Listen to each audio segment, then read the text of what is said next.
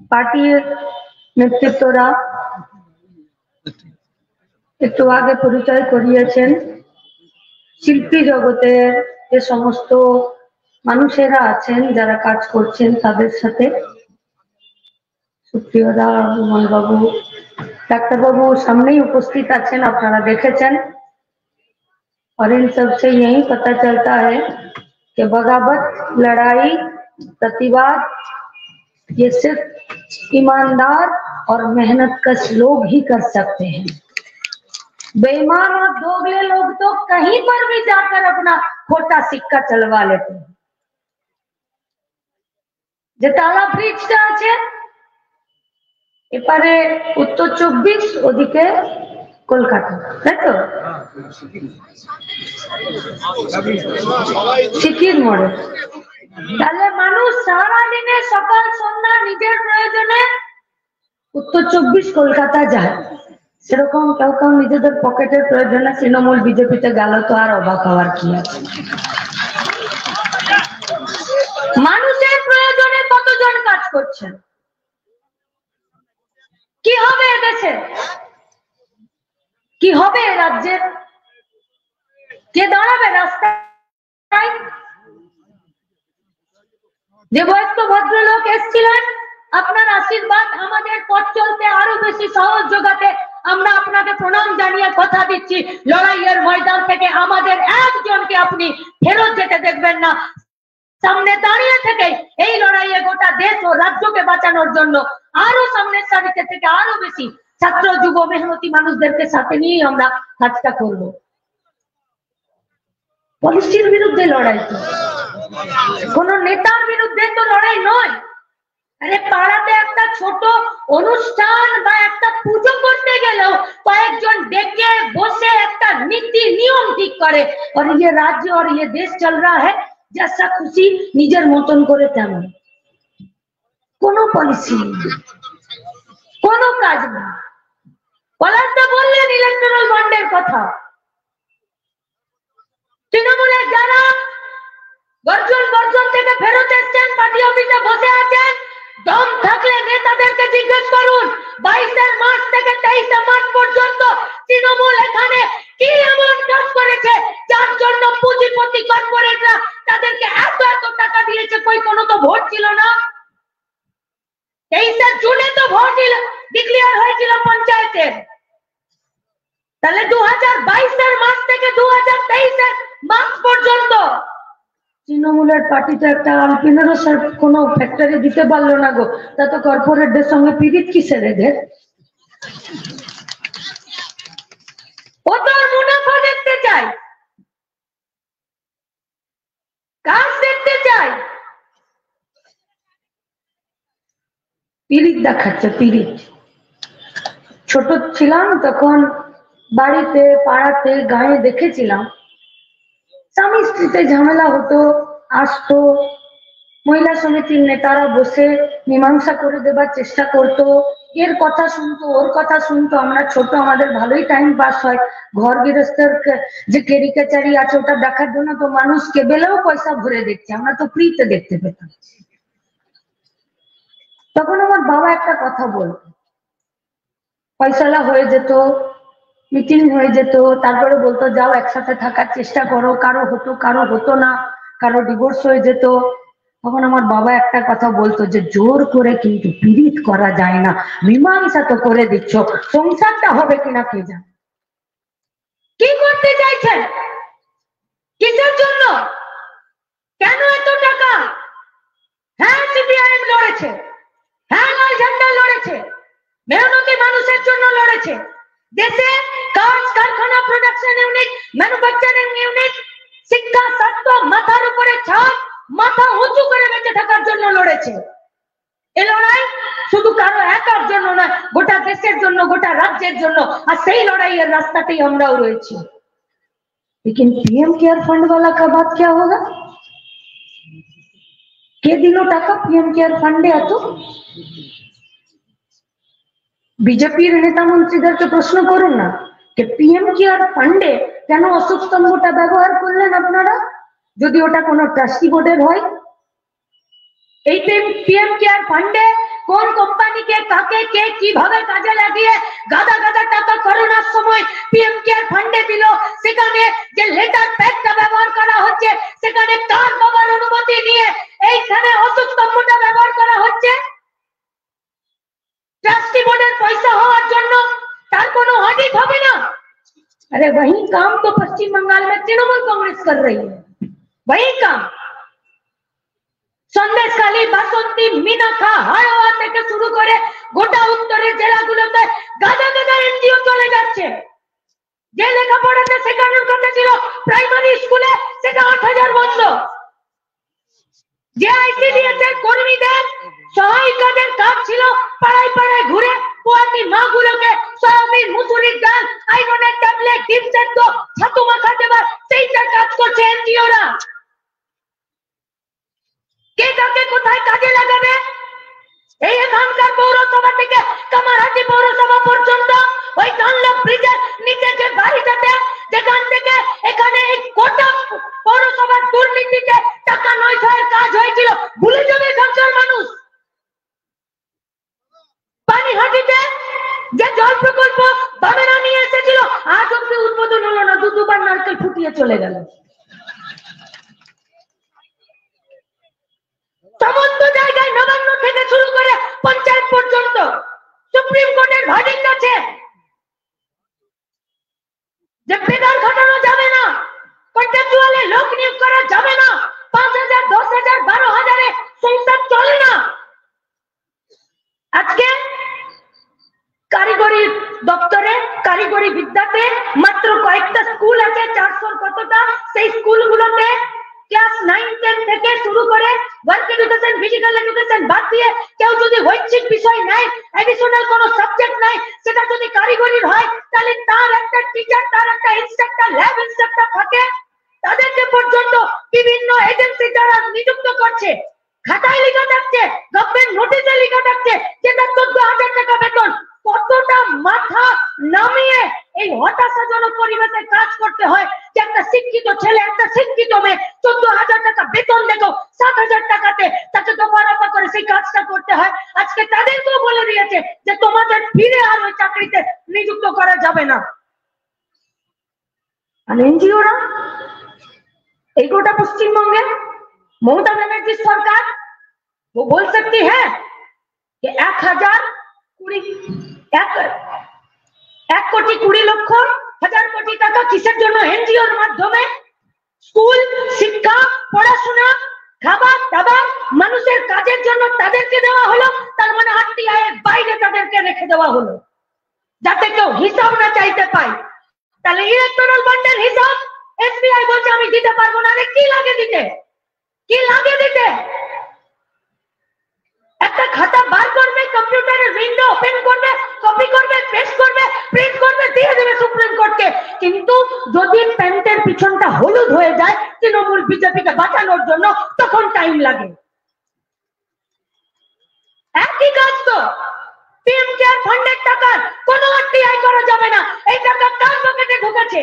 দুর্নীতি নয় এটা, গরিব খেটে খাওয়া মেহনতি মানুষের ট্যাক্স পেয়ারদের টাকা, মেহনতি মানুষের টাকা, যারা মাথার ঘাম পায়ে ফেলে বিভিন্ন কাজে সেই টাকা জোগাড় করেছে, তাদের দুর্নীতি করে বড় বড় কর্পোরেটরা তাদেরকে পিএম কেয়ার ফান্ডের টাকা দিল, তাহলে সে টাকারও হিসাব দেবে না, তা আরটিআই এর বাইরে। আর পশ্চিমবঙ্গে এনজিওতে যে লক্ষ লক্ষ কোটি কোটি টাকা তাদের নামে বরাদ্দ করে রেখেছে, তারও আরটিআই করা যাবে না। দুর্নীতি নয়, না খাউঙ্গা না খানে দুঙ্গা বলে দিলেই হয়ে যাবে, এত সম্ভব নয়। মানুষের বেঁচে থাকার জন্য, দেশ ও রাজ্যকে বাঁচানোর জন্য যে লড়াইটা, সেই লড়াইটাতে সামনের থেকে দাঁড়িয়েই কাজ করতে হয়। বর্ম বুলেট প্রুফ জ্যাকেট, লাল ঝান্ডা, বামপন্থীরা মানুষের জন্য লড়াই করেছিল। 100 দিনের কাজের টাকা আদায় করে নিয়ে এসেছিল। গ্রামীণ রোজগার যোজনা অ্যাক্ট, শহরী রোজগার যোজনা অ্যাক্ট কোথায়? একটা পৌরসভা, একটা ওয়ার্ডে মাস্টার রোল কোথায়? একটা কাউন্সিলরকে বলুন না যে আপনার এলাকায় যে মাস্টার রোলে যে ছেলে মেয়েগুলো কাজ করছে তার তালিকা প্রকাশ করো, কোন ফান্ডের টাকা আসছে, এত এত টাকা দুর্নীতি করছে। পারবে না দিতে হিসাব, যেমন দিদিমণি দিতে পারছে না হিসাব 100 দিনের কাজের টাকা। কিন্তু এই আইনগুলোকে, এই টাকাগুলোকে সুরক্ষিত করার জন্য তো বুলেট প্রুফ জ্যাকেট তৈরি করা হয়েছিল ফার্স্ট ইউপিএ গভর্নমেন্টে। লাল ঝান্ডার নেতৃত্বে 62টা এমপি বাইরে থেকে লাল বাতির গাড়ি নেয়নি, বাংলো নেয়নি, মন্ত্রিত্ব নেয়নি, শুধু এই গোটা ভারতবর্ষে বেকার ছেলে মেয়েদের জন্য কাজের জন্য সওয়াল করেছিল। দিল্লি থেকে শুরু করে পঞ্চায়েত আর পৌরসভা পর্যন্ত সোশ্যাল অডিটের লোকগুলোকে আজকে সেখান থেকে তুলে নিয়ে পাড়ায় পাড়ায় মশার স্প্রে করতে পাঠিয়ে দিচ্ছে দিদিমণি, আর দিল্লিতে দাদা তাদেরকে বসিয়ে রেখে দিয়েছে। টাকার যোগানদার আমি আপনি, ভোটের যোগানদার আমি আপনি। কে লড়ছে? এখান থেকে তো গেছে 3 বার লোকসভাতে। হাত তোলা মাল হয়ে ফিরে এলে তো চলবে না। দমদমের জন্য, এই এলাকার জন্য, গোটা পশ্চিমবঙ্গের জন্য, গোটা ভারতবর্ষের জন্য কটা সওয়াল করেছেন? বলছে हम लोग तो सिर्फ टिकटॉक और सेल्फी खींचने जाते हैं, इसके अलावा काम क्या है? कुछ नहीं, নেই কাজ। দুর্নীতিতে গোটা রাজ্যের বুকে প্রতিষ্ঠিত ভাবে অপরাধ জগৎকে সাথে নিয়ে যারা সামনের সারিতে চলেছে তারা কে লড়াই করেছে? শিক্ষার দুর্নীতির বিরুদ্ধে কারা লড়াই করেছে? শিক্ষার জন্য, কাজের জন্য, শিক্ষা ক্ষেত্রে নিয়োগের জন্য হয়তো বসেছিল একটু আগে সায়নদীপদা আর ইন্দ্রজিৎ দাদা আছে। আজই তো 10 মার্চ 2017 সালে এই সময়ই তো সবার মতো মোরাই তো জেলে ছিল শিক্ষার দুর্নীতির বিরুদ্ধে। আর যারা মেধাবী তাদেরকে যোগ্য চাকরির দাবিতে কে ছিল?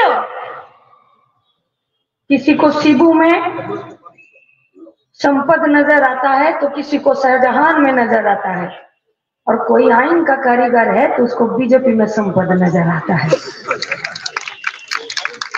गंदा नाली भी खूबसूरत होता है, बस देखने के लिए सुअर का नजर का जरूरत होता है। কার নজর শুয়োরের আমরা বলতে পারবো না, কিন্তু এ ভাগাড়ে মানুষ বেঁচে থাকতে পারে না।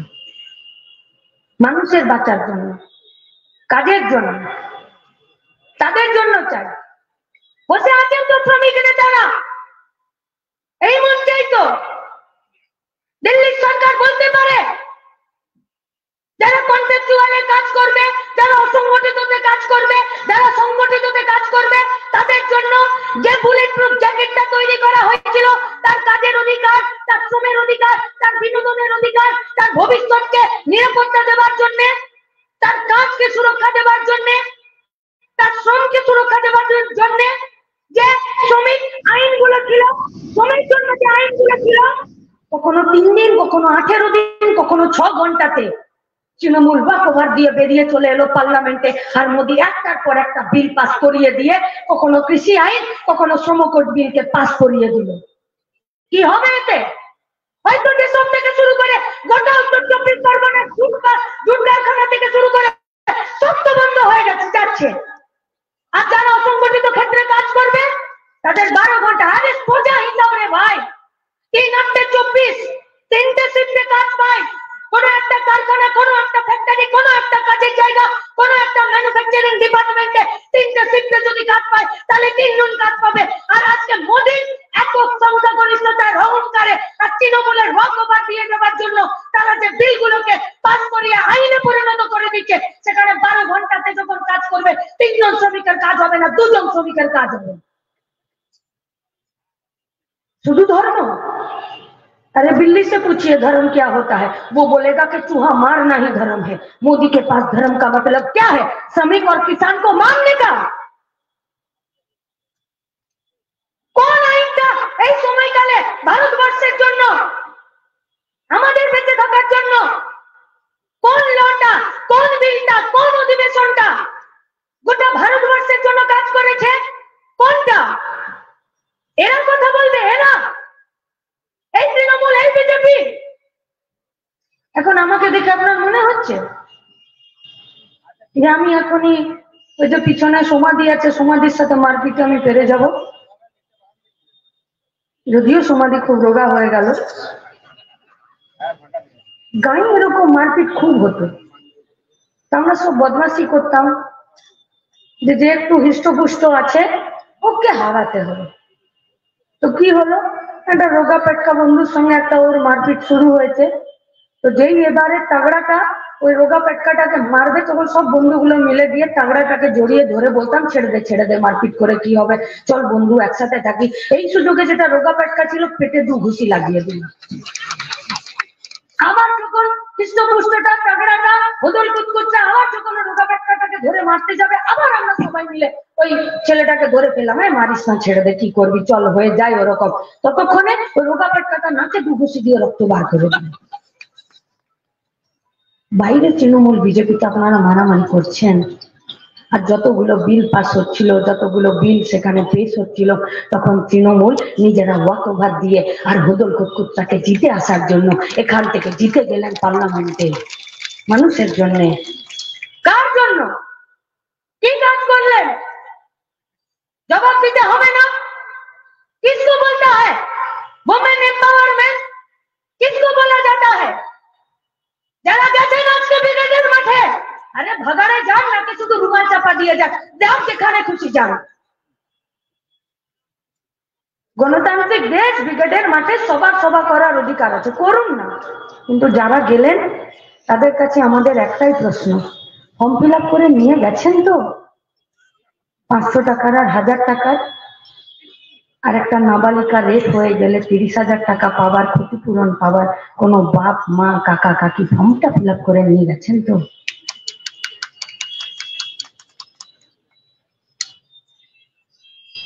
গোটা রাজ্য জুড়ে যে দুর্নীতি, যে লুট, যে হতাশার পরিবেশ তৈরি করেছেন গোটা দেশ জুড়ে, তাকে লিগ্যালাইজ করতে মিডিয়াকে দুর্নীতি করে, চুরি করে, আদায় করা পয়সা দিয়ে ব্রিগেডে জোর করে ডেকে যে সভাটা করলেন, গোটা সন্দেশখালি জুড়ে যে গণধর্ষণ করলেন, তারপরে ব্রিগেডে কোনোদিন জনগর্জন হতে পারে না। এটা পশ্চিমবঙ্গ, এটা পশ্চিমবঙ্গ। আমরা প্রশ্ন করতে চাইছি পুলিশ অফিসার থেকে শুরু করে তৃণমূলের নেতা মন্ত্রী আর মহিলা কমিশনের চেয়ারপারসন লীনা গঙ্গোপাধ্যায়কে, খুব তো ঘুরে এসে বলে দিলেন সন্দেশখালিতে সব ঠিক আছে, হাসি মুখে, बत्तीसी निकाल के आपका घर का बहू बेटी को अगर कोई रात 12 बजे बुलाकर और भोर 5 तक उसका सम्मान को लूट लिया जाता था, তখন আপনি হাসি মুখে বলতে পারবেন সব ঠিক আছে? কোন পশ্চিমবঙ্গ তৈরি করতে চাইছেন? কোন ভারতবর্ষ তৈরি করতে চাইছেন? কি বলছে বিজেপি? পশ্চিমবঙ্গের মাটিতে, রাজনৈতিক ঐতিহ্যের মাটিতে যারা দল বদল করছে তাদের চক্ষু লজ্জা পর্যন্ত চলে গেছে। এই পশ্চিমবঙ্গের রাজনৈতিক ঐতিহ্য ছিল না যে বাইরে বিজেপি আর ভিতরে তৃণমূল, পার্লামেন্টের বিধানসভার ভেতরে বিজেপি আর বাইরে তৃণমূল। জবাব नहीं देना होगा বিধানসভা স্পিকারকে যে কোন কারণে আপনি মুকুল রায় থেকে শুরু করে কৃষ্ণ কল্যাণী, বাঁকুড়া, বিষ্ণুপুরের বিধায়কদের এখনো পর্যন্ত আপনি দলত্যাগ বিরোধী আইনে তাদের এমএলএ সিটটা ক্যান্সেল করলেন না? কতটা অপারগ, কতটা অপদার্থ, কতটা নিষ্ক্রিয় আর কতটা পশ্চিমবঙ্গের মানুষের সাথে বেইমানি করলে এই ধরনের একটা স্পিকার নিজের পদে বহাল থাকতে পারে? আর পার্লামেন্টে কোনো ডেপুটি স্পিকার আছে? নেই। মোদীজি কোনো ডেপুটি স্পিকারই রাখেন, যেটা বিরোধী দল থেকে করতে হয়। এরা দেশ রক্ষা করবে, এরা রাজ্য রক্ষা করবে। পিএসসি চেয়ারম্যানে যারা বসেছিল মুকুল রায় থেকে কৃষ্ণ কল্যাণী, মুকুল রায়কে এক কানে জোড়া ফুল, এক কানে পদ্ম ফুল গুজে বলছে मैं तो পাগল। আমি জানি না তৃণমূল না বিজেপি। আর কৃষ্ণ কল্যাণী বিজেপির বিধায়ক, আর তৃণমূলের এমপি সিটের নাম বেরিয়ে গেল। লে হালুয়া, বোঝা মুশকিল। আসলে বোঝা মুশকিল নয়, বোঝাটা খুব সহজ। মানুষের রুটি, মানুষের রুজি, মানুষের কাজ, মানুষের স্বাস্থ্য, মানুষের শিক্ষাকে যখন লুট করতে হয়, তখন পিএসসি চেয়ারম্যান হিসাবে তৃণমূলের দুর্নীতি টুটি টিপে যেটা ধরা উচিত ছিল সেটাকে ধরা ধস্তে আপনারাই বিজেপিরাই তৃণমূলকে এগিয়ে দিয়েছেন। কে দিয়েছিল 100 দিনের কাজে? মমতাকে হাসি মুখে বারে বারে পুরস্কার, গান গাইতে গাইতে পুরস্কার নিতে গেল 100 দিনের কাজে প্রথম দ্বিতীয় তৃতীয় হওয়ার, আর আজ বলছেন যে আপনি 100 দিনের কাজের টাকার হিসাব দিচ্ছেন না। किसका बाप का पैसा है, कौन हिसाब नहीं देगा, আর কে পয়সা আনকে রাখবে? আমরা কথা দিচ্ছি যদি দম থাকে 100 দিনের কাজের জব হোল্ডারদের আর তাদের কতদিন কাজ, কত টাকা পেয়েছে, কত টাকা পায়নি হিসাবটা টাঙ্গিয়ে দিন, গলায় গামছা দিয়ে কি করে টাকা আদায় করতে হয় আমরা লাল ঝান্ডা দেখিয়ে দেবো, আমরা দেখিয়ে দেবো। কিন্তু দুর্নীতির বিরুদ্ধে লড়াই, কাজের জন্য লড়াই কারা করবে? কি বলছে বিজেপি? কি বলছে? महिला एम्पावरमेंट, इसलिए गैस का दाम हम 100 रुपए घटा दिए। अरे 400 से जब 1200 किए थे तब तो ये नहीं बोले थे कि 800 का बांस भी हम ही दे रहे हैं। এখন কমিয়ে দিলেন তো বড় ঢাকঢোল বাজাচ্ছেন, আর যখন বাড়ালেন তখন मन की बात सिर्फ बोला जाता है, सुनाई नहीं देता।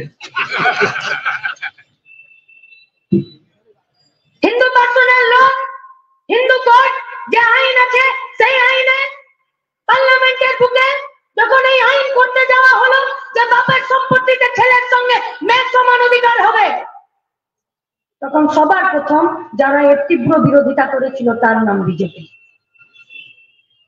পশ্চিমবঙ্গে তৃণমূল কংগ্রেসের সরকার লাল ঝান্ডা বলল যে আসন সংরক্ষণ হবে মহিলাদের জন্য, ভোটে 50-এর নিচে যাতে কিছুতে না হয়। তৃণমূল বলল 50-এর উপরে যাতে কিছুতে না হয়। এটাকে বলে মহিলা এম্পাওয়ারমেন্ট। আর তারপরে আপনি সন্দেশখালি করবেন, তারপরে আপনি হাঁসখালি করবেন, তারপরে আপনি মিনাখা, তারপরে আপনি কাটোয়া, তারপরে আপনি পার্কস্ট্রিট করবেন। লড়াই 50টা দিন রাস্তায় হেঁটেছি। কাজ কোথায়? কাজ করতে চাই, কাজ। দুটো শক্ত হাত আছে, একটা পরিষ্কার পরিচ্ছন্ন মগজ আছে, কোমরে জোর আছে, বুকে সাহস আছে। আমার শ্রমটাই দেশ এই রাজ্য গঠন করতে দিতে চাই, সরকারকে ব্যবস্থা করতে হবে। আর করতে যদি না পারো কান ধরে চেয়ার থেকে নামিয়ে দিতে হবে। কে যাবে পার্লামেন্টে? লোকসভার ভোটে কে? এরা যারা দুর্নীতি করেছে। আরে যে অত্যাচার করে, যে দুর্নীতি করে, যে লুটে নেয়, তার থেকেও বেশি বিপজ্জনক হলো যে সবকিছু দেখেও চুপ করে থাকে। আজ চুপ করে থেকে বসে থাকার সময় নয়। আজ রাস্তায় নামার কথা, আজ বুথে যাওয়ার কথা, আজ পরিবার আত্মীয় স্বজন সবাইকে ডেকে নিয়ে গর্বে, সাহসে, মেজাজে, জেদে, কোমর থেকে পিঠ, মেরুদণ্ড সোজা করে, মাথা উঁচু করে দুর্নীতির বিরুদ্ধে নিজেকে বাঁচার জন্য, রাজ্যকে বাঁচার জন্য আর দেশকে বাঁচানোর জন্য সামনের সারিতে লড়াই করতে হবে, দাঁড়াতে হবে। তার আবেদন করতে এসেছি আপনাদের কাছে। কানের আরাম আর দুটো ভাষণ শুনে তালি নিয়ে বাড়ি ফিরে ফেসবুক দেখতে আসিনি। পাশে পেতে চাই আপনাদেরকে। আমরা লড়াইয়ের ময়দানে ব্যারিকেডের পিছনে পাশে তাকিয়ে যাতে আপনাকে আমি দেখতে পাই, তার জন্য আমরা এসেছি আপনাদের কাছে। কে লড়বে? যে সব, যে মাথা উঁচু করে বেঁচে থাকতে চায় তাকে লড়তে হবে। সমস্ত ভয়, সমস্ত পিছুটান, সমস্ত কিছুকে, সব শিকলকে পিছনে ঠেলে ফেলে দিয়ে সামনে এগিয়ে যেতে হবে, নইলে এই রাজ্যকে বাঁচাতে পারবে না। ওরা ভুল বলে যে গোটা রাজ্যের মানুষ ভয়ে মাথা নামিয়ে আছে। না, এ রাজ্যের মানুষ সাহসী, এ রাজ্যের মানুষ জেদি, এবার রাজ্যের মানুষ লড়াকু। শুধু আমাদেরকে সামনের সারিতে থাকতে হবে। তাই যে জিতে যেতে পারে পার্লামেন্টে তার দিকে না তাকিয়ে কার যেটা উচিত তাকে দেখে ভোট দিতে হবে আর পার্লামেন্টে পাঠাতে হবে। উধাও হয়ে যাচ্ছে। প্রতিটা দিন আমার ট্রিটমেন্ট, আমার স্বাস্থ্য, আমার শিক্ষা, স্কুল, সরকারি, সমস্ত সরকারি শিক্ষা, স্বাস্থ্য, খাবার, আনাজ, কাঠ, সব সব সব লুট হয়ে যাচ্ছে, সব ভ্যানিশ হয়ে যাচ্ছে। এই 100 দিনের কাজের টাকা নেই। বান্দরের পিঠে ভাগের মতো। তো বেড়াল একটা পিঠে নিয়ে গেছিল বান্দরের কাছে, বললো দেখো একটাই পিঠে আছে, দুটো বেড়াল মিলে আমরা ভাগ করেছি, ওর একটু বেশি পড়ে গেছে, আমার একটু কম পড়ে গেছে, তুমি একটু আমাকে ঠিক করে দাও। বান্দর বললো এই পেয়েছি দুটোকে মুরগি। ও এক খাবলা একবার এই পিঠেতে দেয় তো ওই পিঠের ওজন বেড়ে যায়, তো এক খাবলা ওই পিঠেতে দেয় তো এই পিঠের ওজন বেড়ে যায়। শেষ অব্দি যখন দেখলো মাত্র আর একটুই বেঁচে আছে, তখন বান্দর বললো এতক্ষণ ধরে তোদের হিসাব করে দিচ্ছিলাম, ওই শেষ টুকরোটা আমারই পাওনা, এটা আমি গব করে গিললাম, পিঠে হাওয়া, বেড়াল দুটো বসে রইল। আজকে রাজভবন আর অভিষেক ব্যানার্জি, রাজভবন, বিজেপি আর তৃণমূল পার্টি, এরা দুজনে মিলে আজকে বেড়ালের বাঁদরের পিঠে ভাগের মতন করছে, দুর্নীতি করে 100 দিনের কাজের প্রকল্পকে আজকে তুলে দেওয়ার জন্য মোদির হাতে গ্রিন সিগন্যাল দিয়ে দিচ্ছে। আজকে আবার যোজনা দুর্নীতি করে হাউস ফর অল স্কিমকে আগামী দিনে বন্ধ করে দিতে চাইছে। জ্যোতিপ্রিয় মল্লিক তো ফুল ফ্যামিলি প্যাকেজে আজকে সরকারি ভাত খাচ্ছে, কিন্তু মিড ডে মিল থেকে শুরু করে জেল আর হসপিটালে বাচ্চাদেরকে, জেলের কয়েদিদেরকে, মুমূর্ষ যারা অসুস্থ রোগী, তাদের মুখের ভাত, তাদের মুখের চাল যে চুরি করে নিল, সেই জ্যোতিপ্রিয় মল্লিক আজকে তাদেরকে দেখিয়ে ফুড কর্পোরেশন ইন্ডিয়াতে মোদি টাকা বরাদ্দ কমিয়ে দিচ্ছে। অদৃশ্য হয়ে যাচ্ছে, হাবিজ হয়ে যাচ্ছে, ভ্যানিশ হয়ে যাচ্ছে প্রতিটা দিন, প্রতিটা দিন চোখের সামনে থেকে। লড়াই ছাড়া এর কোনো উপায় নেই। मिस्टर इंडिया वाला फिल्म देखे हैं आप लोग? अनिल कपूर वाला देखे हैं तो बोलिए, नहीं तो नहीं बोलेंगे।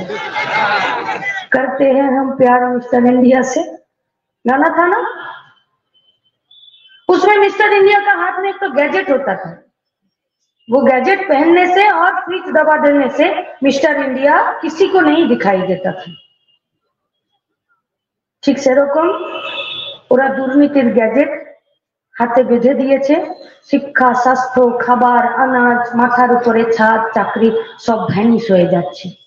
মিস্টার ইন্ডিয়াকে একমাত্র কিসে দেখতে পাওয়া যেত জানেন?